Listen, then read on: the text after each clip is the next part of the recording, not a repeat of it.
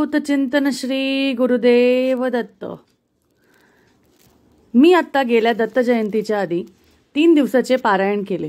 श्री गुरुचरित्राचे पारायण हे अगदी खूप मनासारखे झाले, खूप मस्त झाला आणि माझा अनुभवही खूप छान झाला।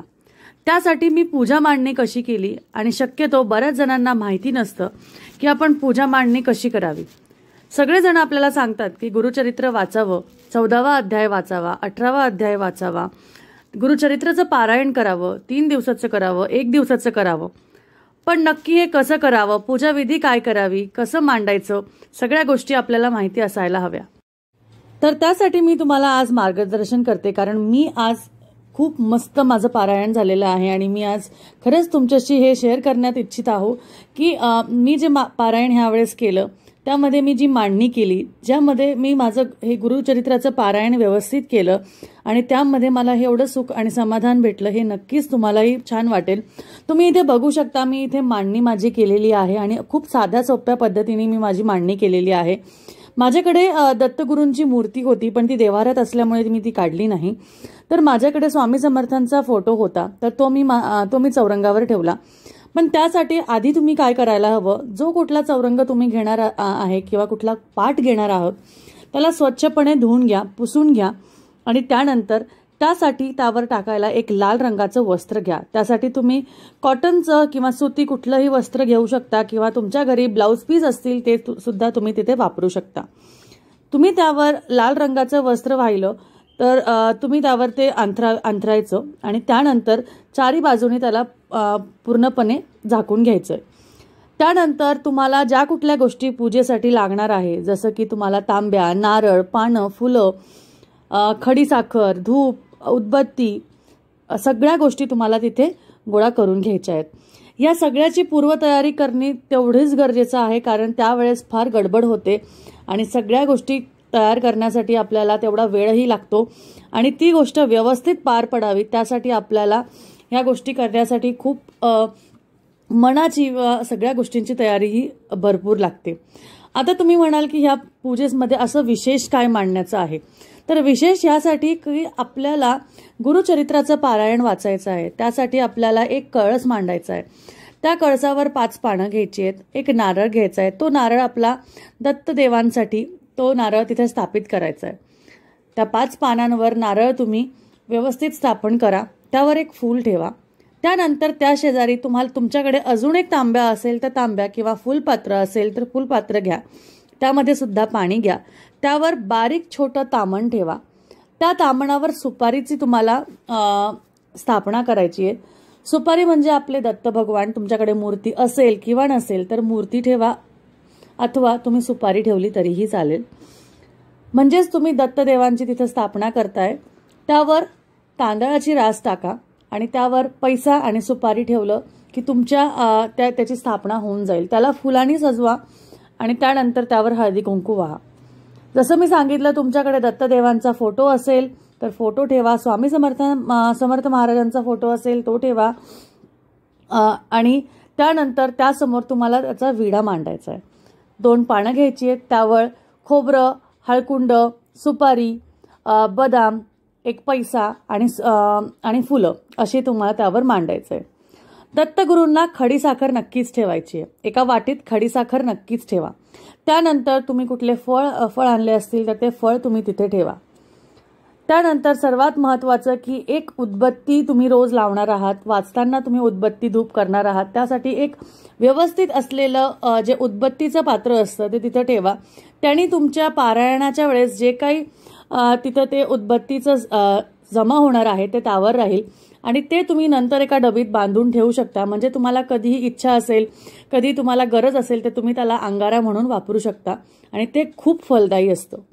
त्यानंतर त्यासमोर एक डिश ठेवलेली आहे मी, त्यावर आपल्याला तुपाचा दिवा म्हणजे आपली निरांजन तयार करायची आहे। आपली गुरुचरित्राचे पारायणाच्या वेळेस सुरू करण्याच्या आधी आणि पारायण झाल्यानंतर म्हणजे आजचे पाठ झाल्यानंतर तुम्हाला दत्त महाराजांची आरती करायची आहे। त्यासाठी तुपाचा दिवा तिथे नक्कीच लावून ठेवा। हळदी कुंकाचं सुद्धा तिथेच असू द्या, फळ ठेवा, घंटी ठेवा आणि त्याचबरोबर पूर्ण तुम्ही त्या जागेला फुलांनी सजवा। त्यानंतर तुम्हाला अजून एक पाठ समोर घ्यायचा आहे आता इथे आपण ग्रंथ ठेवणार आहोत। हे ग्रंथ आपण जेव्हा वाचायला सुरुवात करणार आहोत तेव्हापासून तर ग्रंथ संपूर्ण होऊस तर आपल्याला ग्रंथ इथे हलवायचा नाहीये। तर त्यासाठी आपल्याला तिथेच जे कुठलं पारायण, जे कुठला अध्याय आपण आज वाचणार आहोत आणि दुसऱ्या दिवशी आपण जो वाचणार आहोत तो तिथेच ठेवायचा आहे। आपल्याला ग्रंथ बंद करायचा नाहीये। जसं की तुम्ही जर का पहिल्या दिवशी 1 ते 7 अध्याय केले तर 8व्या अध्यायाचं पान तिथे उघडून ठेवावं आणि दुसऱ्या दिवशी जेव्हा तुम्ही बसणार तेव्हा त्या पानापासून सुरुवात करावी। ग्रंथ हा बंद करू नये जोपर्यंत तुमचा 53 अध्यायापर्यंत संपूर्ण होत नाही। ज्या दिवशी ज्या अध्यायाची सुरुवात आहे तर शेवटपर्यंत तिथपर्यंत ते वाचावे आणि त्यानंतर तुम्ही ते तसंच ते पान तसंच ठेवून तिथे फूल अक्षदा वाहून तुमच्या आजच्या दिवसाची संपूर्ण करावी आणि त्या पानाला तसंच ठेवावं। यानुसार तुम्ही पूजा विधी केली तर नक्कीच तुम्हाला ती फलदायी लाभेल। त्याबरोबरच मी इथे समई लावलेली आहे। ही मी अखंड समई लावलेली आहे। जोपर्यंत माझा अध्याय संपूर्ण होत नाही, माझं पूर्ण गुरुचरित्राचं पारायण संपूर्ण होत नाही तोपर्यंत आपण अखंड ज्योत लावू शकतो। अगदी तुम्हाला जमत नसेल त्याकडे लक्ष द्यायला तर तुम्ही जोपर्यंत वाचत आहात तोपर्यंत तुम्ही दिवा लावा आणि तो नंतर मावळला तरीही चालेल। त्यानंतर परत वाचताना तुम्ही त्याला परत लावा, उदबत्ती लावा, दिवा लावा आणि त्यानुसार तुमचं वाचन चालू करा। त्यानुसार तुम्ही अशी पद्धतीने जर का तुम्ही तुमची पूजा मांडणी केली आणि त्यानुसार तुम्ही तुमच्या ग्रंथाला व्यवस्थित रोजची पूजा सकाळ संध्याकाळ केली, फक्त काही नियम आहेत ते पाळायचे आहेत। तर नियमांचा व्हिडिओ मी ऑलरेडी तुमच्याशी शेअर केलेला आहे। तुम्हाला अजून व्यवस्थित हवा असेल तर मला नक्कीच सांगा, मी तो नक्की तुम्हाला आणि त्याचबरोबर तुमचे काही प्रश्न असतील तेही तुम्ही मला विचारू शकता। गुरु चरित्राचं पारायण हे नक्कीच तुम्ही तुमच्या आयुष्यात एकदा तरी केलेच पाहिजे। मी माझे ह्यातले अनुभव तुमच्याशी नक्कीच शेअर करेल। मी पहिल्यांदाच हे गुरुचरित्र पारायण केलं, पण मी तुम्हाला सांगते मला खूप मस्त अनुभव आले आणि हे गुरुचरित्राचं पारायण माझ्या हाती कसं घडलं यावरचा अनुभव सुद्धा मी तुमच्याशी शेअर करणार आहे। हे एक म्हणजे हे चकित करण्यासारखा अनुभव आहे, त्यामुळे तुम्हाला नक्कीच ऐकायला आवडेल। त्यामुळे तुम्हाला जर का ते ऐकायचं असेल तर नक्कीच खाली कमेंटमध्ये श्री गुरुदेव दत्त अवधूत चिंतन श्री गुरुदेव दत्त लिहून मला सांगा। मी नक्कीच तुमच्यासाठी ते सुद्धा घेऊन येईल। मला हे सांगताना सुद्धा माझ्या अंगावर शहारे येत आहेत आणि मी तुम्हाला सांगू शकत नाही, मला ह्याचा इतका छान अनुभव आला आहे। त्यामुळे नक्कीच तुम्ही हे करू शकता।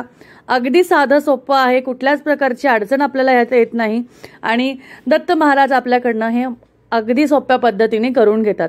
फक्त तुमची मनाची इच्छा असायला हवी आणि त्यानुसार तुम्ही जर का हे पारायण केलं तर तुम्हाला नक्कीच अनुभवही येतील।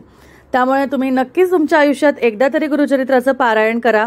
हे करणं अगदी साधं आहे, सोपं आहे। 7 दिवसाचं, 3 दिवसाचं किंवा 1 दिवसाचं कसंही तुम्हाला जमेल त्या हिशोबाने तुम्ही करू शकता आणि त्यानुसार तुम्ही त्याची फलश्रुतीही घेऊ शकता। मला असं आता वाटतंय तुम्हाला नक्कीच माझा हा व्हिडिओ आवडला असेल। तुमच्या काही प्रश्न असतील तर तुम्ही नक्कीच मला कमेंटमध्ये विचारू शकता आणि अजून तुम्हाला काही गोष्टी जाणून घ्यायच्या असतील, माझे अनुभव ऐकून घ्यायचे असतील तर नक्कीच तुम्ही मला त्यासाठीही खाली लिहू शकता। भेटूया अजून एक पुढच्या व्हिडिओमध्ये। तुम्हाला अजून अशा काही गोष्टी जाणून घ्यायच्या असतील तर नक्की तुम्ही मला तुमच्या शब्दात सांगू शकता आणि असेच अजून व्हिडिओ बघण्यासाठी तुम्ही आपल्या चॅनलला सुद्धा सबस्क्राइब करू शकता आणि त्याचनुसार भेटूया अजून एक पुढच्या व्हिडिओमध्ये अशीच एक छान माहिती घेऊन। तोपर्यंत काळजी घ्या आणि त्याचबरोबर अवधूत चिंतन श्री गुरुदेव दत्तांचं नामस्मरण करत रहा। भेटूया अजून एक पुढच्या व्हिडिओमध्ये। धन्यवाद।